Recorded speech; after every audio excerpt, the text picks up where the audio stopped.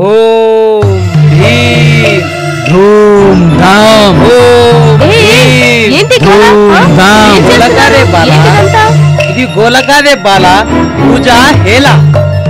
నిన్న రాత్రి మా గురుగారు యోగ నిద్రలో ఉండగా ఆ ప్రేతాత్మ వచ్చి మా గురుగారిని సవాల్ చేసిందంట. ఏమని? ఆ దయ్యము ఈ ఇంటిని వదిలి వెళ్ళినా మీ ఒంటిని వదిలి వెళ్ళనని సవాల్ చేసిందంట. మా గురుగారి ఆదేశం ప్రకారం మీకు మాట ఇచ్చినందుకు ఈ ఇంటితో పాటు మీ ఒంటికి కూడా శాంతి చేయాలనుకుంటున్నాము. ఒంటి శుద్ధి? అందుకు కావలసిన పూజ ఏర్పాట్లతో వచ్చినాము. ఒంటి శుద్ధి అంటే ఏంటి? కాళికాదేవిని ప్రసన్నం చేసుకొని ఆ పూజలో వాడిన తైలాన్ని మంత్రించి నిష్ఠతో జపించి దాన్ని ఇంట్లో మొత్తం జల్లాలి.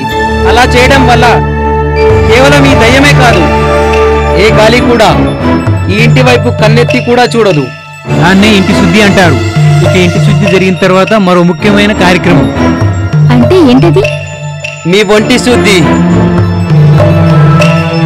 ఇంట్లో నుంచి వెళ్ళిపోతూ ఆ ప్రేతాత్మ మీ ఒంటిని మాత్రం విడిచి వెళ్ళనని శపథం చేసింది. అందుకోసమే మీ ఒంటిని కూడా శుద్ధి చేయాలి.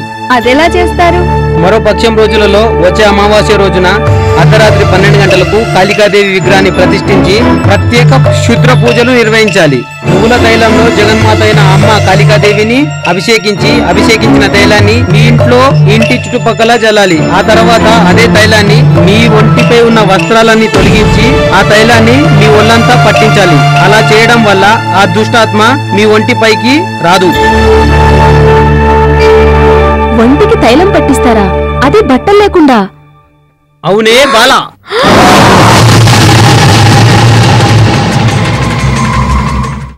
అలా చేస్తేనే మీ ఒంటికి పట్టిన దయ్యం తోకముడ్చి పారిపోతుంది. నేను చెప్పిన రోజున అర్ధరాత్రి 12 గంటలకు ఈ పూజ జరగాలి. లేదంటే తర్వాత పరిస్థితులన్నీ చాలా తీవ్రంగా ఉంటాయి. ఈ లిస్టులో ఉన్నవన్నీ సిద్ధం చేసుకోండి.